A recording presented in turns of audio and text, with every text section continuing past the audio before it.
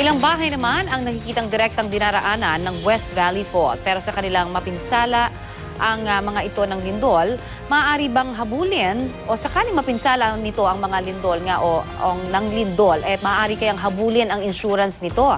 Alamin po sa balitang hatid ni JP Soriano. JP?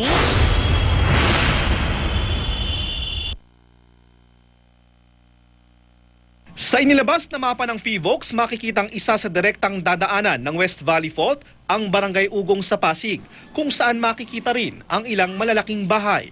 Ang tanong ngayon, kung insured ang isang bahay na kasama sa daraanan ng fault, sakop ba ito ng tinatawag na acts of God? Yung term na acts of God, kasama talaga yung earthquake kasi it encompasses a lot of things na natural disasters ba. Pasok yun sa acts of God.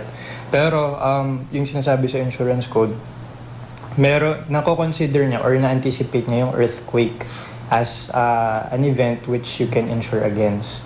Sabi ng Insurance Commission, para makasigurado sa insurance coverage, dapat daw sabihin sa insurance company na gusto mong isama ang lindol sa acts of God claims. Hindi rin daw pwedeng tumanggi ang mga insurance company na i-insure ang inyong bahay na nasa fault. Yun nga lang. Pwede kasi ang mangyayari dyan, yung insurance company, titignan nila yung risk involved.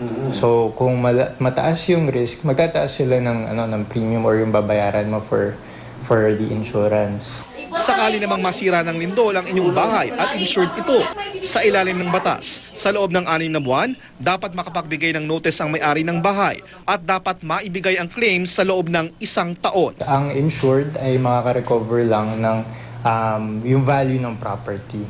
Kung magkano yung value ng property tapos yung nasira, yun na din yung marirecover niya.